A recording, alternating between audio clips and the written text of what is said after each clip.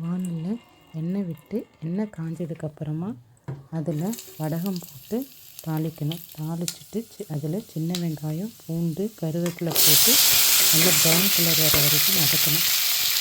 வதக்கி விட்டுட்டு அதில் ஒரு தக்காளியை கட் பண்ணி அதில் சேர்த்துக்கலாம். சேர்த்துட்டு 4மே நல்லா வதங்கட்டு. அதுக்குள்ளே நம்ம ஒரு மிக்சியில் மிளகு, சீரகம் எடுத்துகிட்டு பொடி பண்ணி எடுத்துக்கலாம். இந்த பொடியில் கருவேப்பிலை சேர்த்து அதையும் அரைச்சிட்டு அந்த அரைச்ச பொருளை ஒரு எலுமிச்சம்பழம் அளவு புளியை தண்ணியில் கரைச்சி நான் எடுத்துருக்கேன். அதுலேயே இந்த அரைச்ச பொருளை சேர்த்துட்டு 3 டேபிள் ஸ்பூன் அளவு மிளகாய்த்தூள், குழம்பு மிளகாய்த்தூள் சேர்த்துட்டு அதையும் நல்லா கலந்துக்கணும்.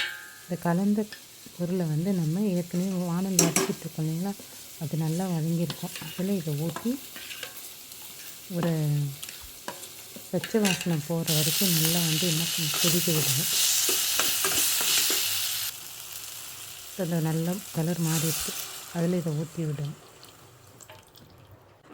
நல்லா கிளறி விட்டுட்டா ஒரு 5லேருந்து ஒரு 10 நிமிஷம் கொதிக்கணும். நல்லா கொதிச்சதுக்கப்புறமா அதில் நம்ம நல்லா க்ளீன் பண்ணி வச்சுக்கிற மீன் அதில் போட்டு ஒரு 2 நிமிஷம் வச்சுட்டு ஸ்டவ் ஆஃப் பண்ணிட்டா மீன் அந்த சூட்லேயே வெந்துடும்.